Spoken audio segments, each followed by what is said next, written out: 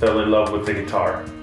The beauty of the sound, the ease with which you can get started, the universality of the instrument, it's everywhere.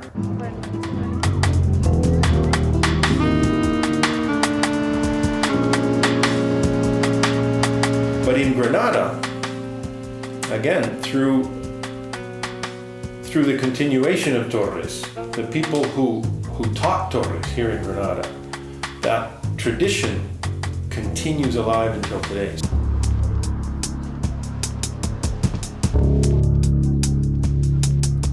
Santos was able to put the guitar together in at least 3 different ways.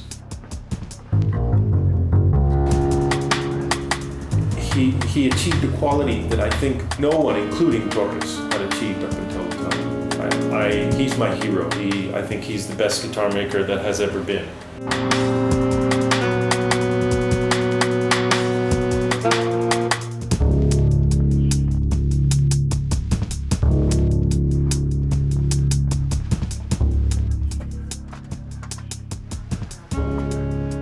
¿Qué tal? Muy bien. Alegre de verte. I'm from Canada. I studied a university degree there, and about halfway through I started taking guitar lessons. Immediately fell in love with the guitar.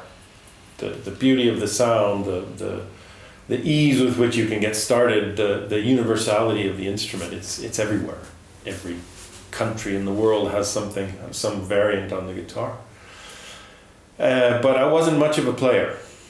And if you start at 20 years old, 21 years old, there's not much of a future for you as a player anyway. So I started looking for ways to stay close to the guitar.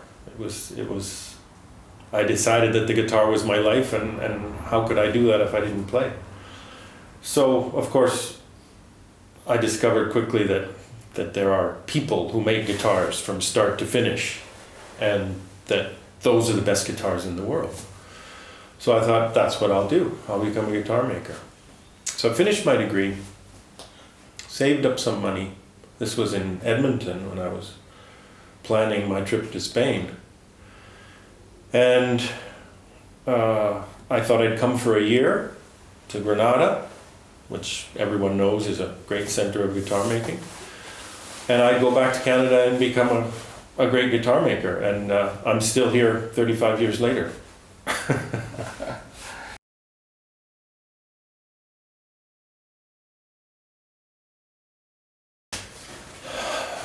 The guitar made in Granada, at least in the 80s when I got here, was quite well defined. It was a continuation of Torres when everyone else had stopped doing that.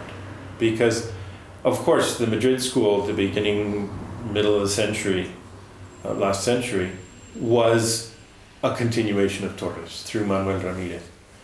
But there's really no one who carried on that work into the 80s in Madrid. And of course then there's this, they started selling a lot of factory-made guitars, and the reputation of Madrid went downhill.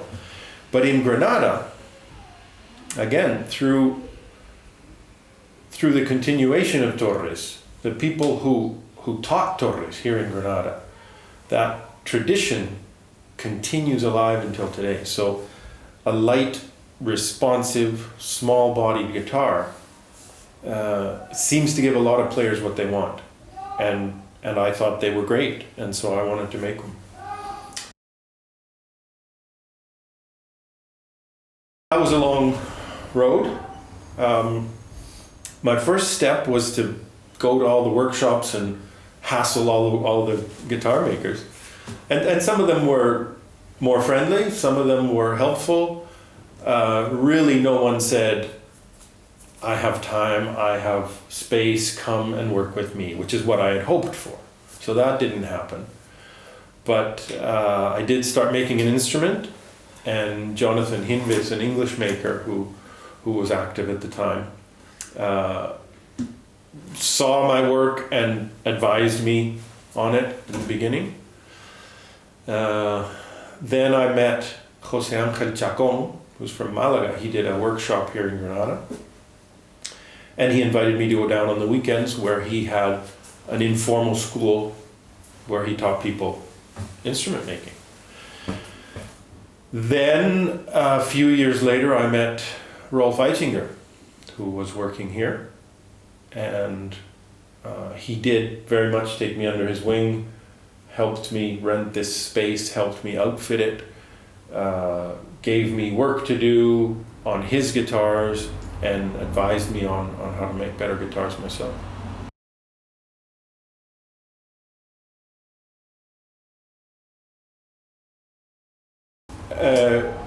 Rolf was an extremely serious man, German, and maybe stereotypical German. Maybe there's no one else like him in Germany, but he was very serious, very committed, and everything he did had a purpose. So he left nothing to chance, and I think that shaped me in a big way. He was very demanding as well, with himself and with me. And you can, if you talk to other people in Granada who had contact with him, I've had people say to me, I don't know how you managed to stay with him so long. But obviously he had great qualities, and he taught me an awful lot. Specifically about his guitars, what I try to copy, because I do make I do my own thing, I make my own instrument, but I want to copy the three-dimensionality of his sound. I want to get the kind of separation. You play a chord on a guitar and you want to hear each note at the same time that you hear the whole. And not all guitars have that. Not all guitars have beautiful polyphony. And his always did, and I think mine do too.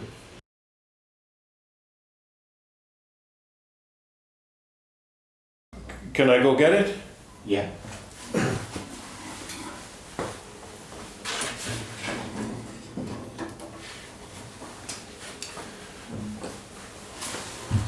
This is my concert model. As you can see, it's not finished yet. I'm working on one of these at the same time as I work on a few other instruments. So this guitar, when it's finished, will be the best guitar. This will be what I have in my head when I'm trying to make a guitar. If someone says, make me a great guitar, I'll use this model because I have developed it to be what I want it to be. This model started out from a 1943 Hauser, just a plan, a blueprint. And if you look inside, and even if you trace the shape today, there are almost no similarities left. I've changed things little by little.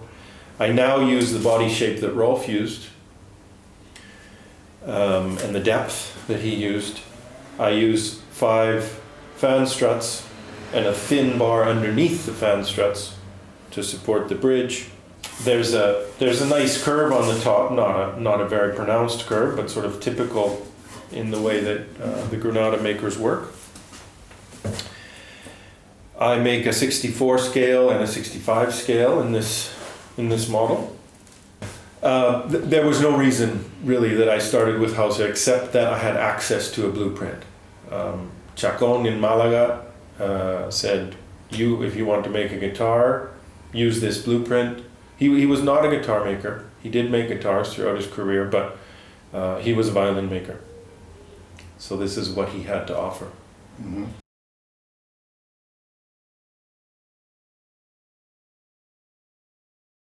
I've been very lucky. I've been able to examine in great detail many Torres guitars, Santos guitars, Barbero, and Simplicio, many other makers, but those early Spanish makers. And there's something very seductive and a very high quality in those guitars. And it may be that we're making better guitars today, but we've left something behind as well. We've left something behind as well. And I'm going back and trying to capture that. So yes, those makers have certainly influenced me. Modern makers, I could mention almost anyone in Granada. The guitars of Bernd Martin, Rolf Eichinger, of course, Antonio Marin, José López Bellido. All of those makers have taught me something through the examination of their guitars. I have great respect for people like Daniel Friedrich, but yeah, maybe I've mentioned everyone who's actually had an effect on me. Torres is easy. He brought so much to the guitar. He consolidated all these advances in the guitar. He was able to see what other people were doing, put it all together, and make a better guitar. And of course make a larger guitar which seemed to respond better to what the guitarists were looking for at the time. Santos came from... Santos is very interesting. As far as I can tell, Santos' first guitar making job was with a guitar maker from Granada, Rafael Ortega. And on his labels he said El Granadino, this Ortega. And in a newspaper article, Santos actually says that he worked with that guitar maker before he worked with Ramirez. And of course Santos also, I think through Ramirez, made violins. So Santos was able to put the guitar together in at least 3 different ways. He didn't necessarily use the way we use, which is face down and gluing the glue blocks onto the sides and the top at the same time. He did it many other ways. He achieved a quality that I think no one, including Torres, had achieved up until the time. He's my hero. I think he's the best guitar maker that has ever been, inside or outside of Spain. Now, Barbero perhaps did something similar for the flamenco guitar. We're in both cases we're talking about very light, very easy to play guitars, very responsive, especially very responsive. Even if you find one that's not so light, it still has this explosiveness and this ease of response.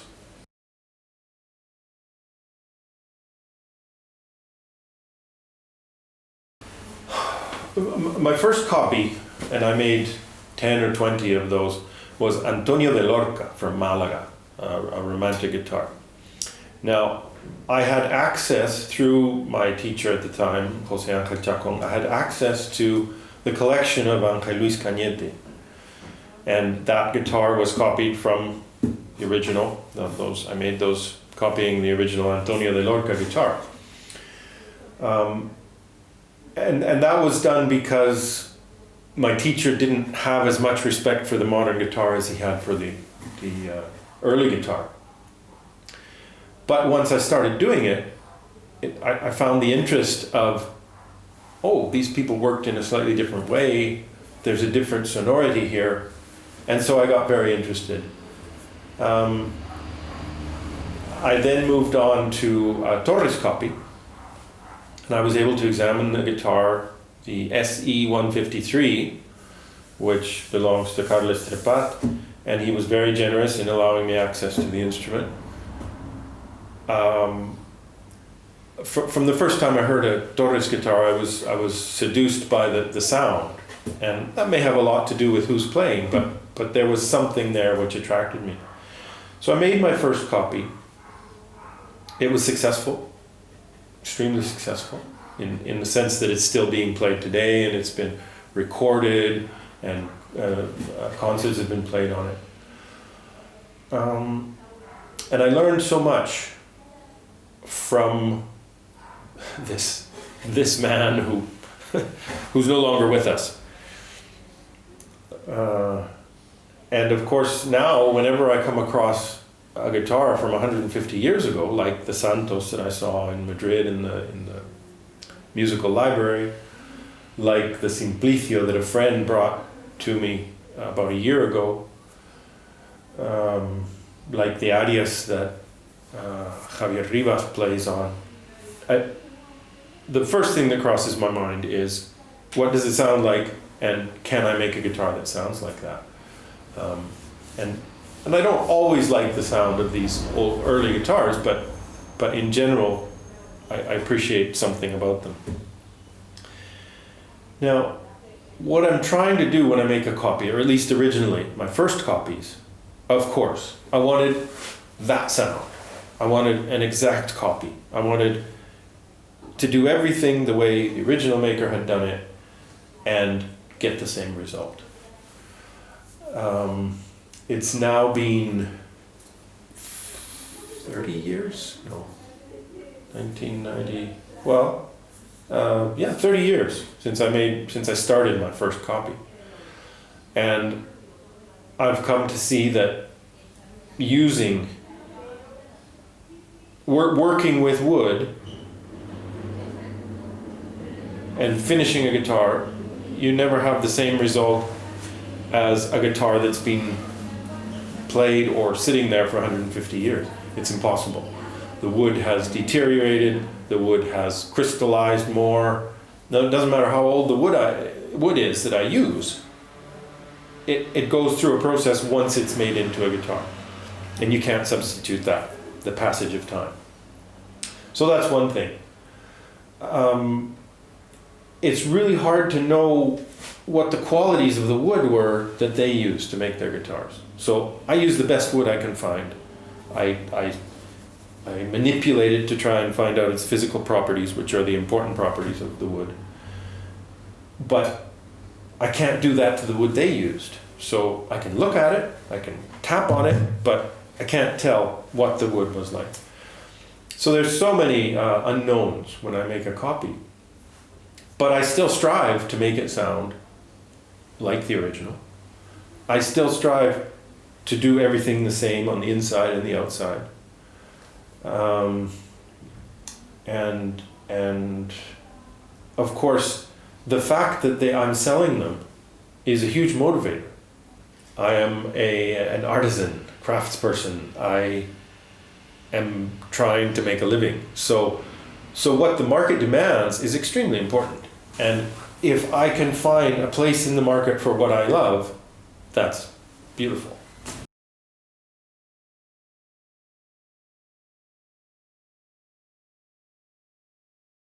The main difference between a factory-made guitar and a guitar made by one person is the control over every process.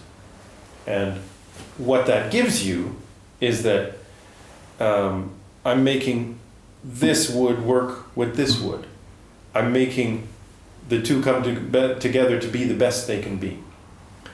I'm flexing a piece of wood to know what I need to do with it to get the sound I want before I put it all together. I'm working with a material which is extremely variable. I don't care if you cut 10 tops from the same tree, they are going to vary in their response and their quality. And so I will choose 5 of those tops and I will use them. But I need to treat each one slightly differently. So it depends on who's making the guitar. They may thin the top differently, they may brace the top differently, they may sand the top differently at the end. There's any number of things you can do, but when you make a guitar in a factory, first of all, the factory guitars cannot come back for warranty work. They do, but the owner of the factory doesn't want those guitars coming back. That loses money. So make sure the top is thick enough. Nice thickness so that it won't have any problems. So that's kind of a priority over sound. Whereas my priority is sound. I have made at least one instrument that the top has failed on. As soon as I put the strings on, I could see the top was failing. So now, and that's a gift, because now I know how close I can work to that line. I want to work right up to that line, to where the top is going to fail, but I don't want it to fail, ever. Now, after 50 years, maybe it will, but 50 years is a good run for a guitar.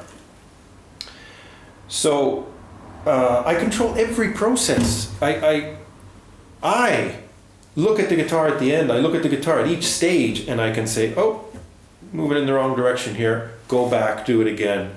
Oh, I need to work on that a little bit more. Factory guitars, there's nobody to do that at each stage, and if there is someone to do that, they're not the same person. There's not a communication, between them. So that's a little long-winded, but that's the difference. Now, having said that, imagine that you get a soft piece of wood or a wonky kind of a set to make your factory guitar on, and it's so soft that overbuilding it using this really thick top is just what that top needed. So there may be, and I say this for your watchers, there may be a factory-made guitar out there, one among 10,000, which is perfect, which sounds as good as many handmade guitars. But it's chance that made that guitar. Whereas the handmade guitar, the one person, the luthier-made guitar, as they call it, he's striving for that on every instrument. Whether he makes it or not, he's striving for that.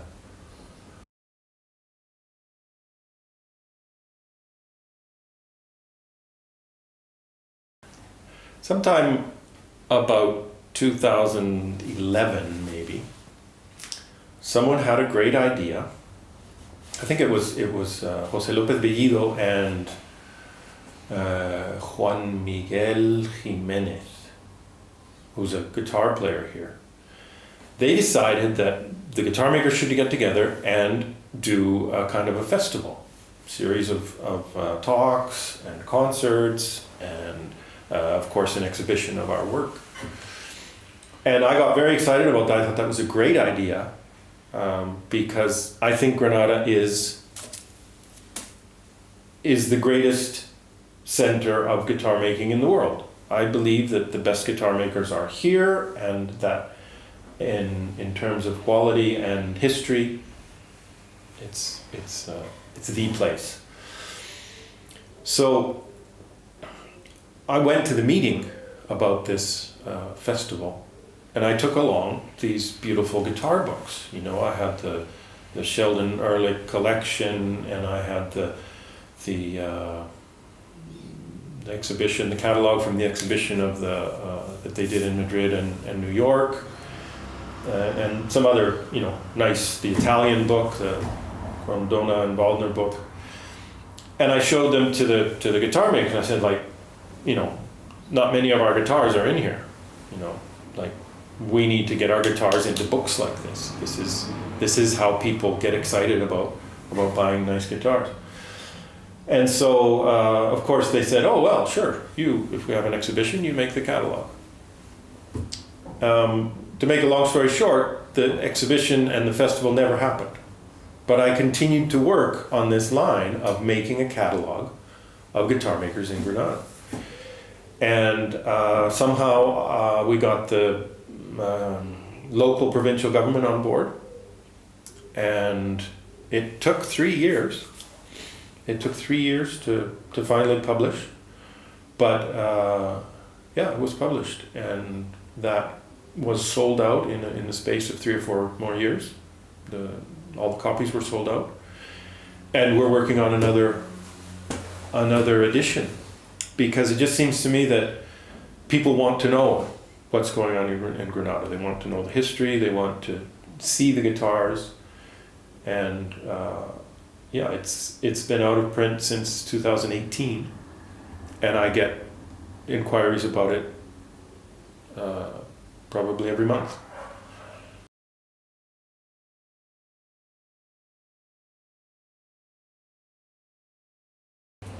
This is a copy of Francisco Simplicio. A client contacted me last year and asked if I could do a copy of Simplicio. Now, I never do what I call a copy, which is, again, as I explained, trying to get everything right. I never do a copy unless I have seen an original instrument which I can copy. I need to understand so much about the maker before I can start that sort of thing. So I hadn't seen, in the way I like to see, meaning photograph, measure, examine in great detail, I hadn't seen a Simplicio up close at that time. And so I said, I might be able to get my hands on one, I'll let you know. And it was just chance. A friend of mine bought a Simplicio, and within a month of speaking to this client, I had a Simplicio here in the workshop and was able to do everything I needed. I had some great help from another maker, from Francisco Jimenez, who did a lot of the measuring. This is not an exact copy because I have here the head carving, if you can see that. And this was something which the client asked for specifically.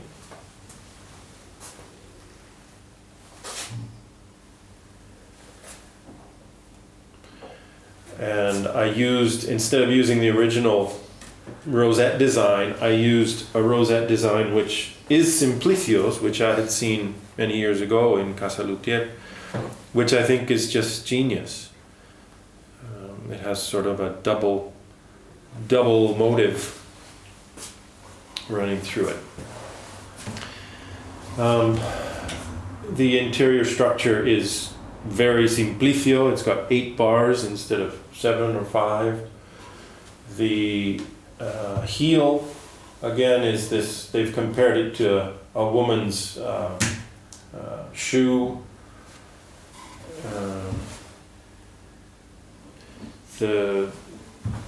The purfling on the back, all these things are Simplicio's design.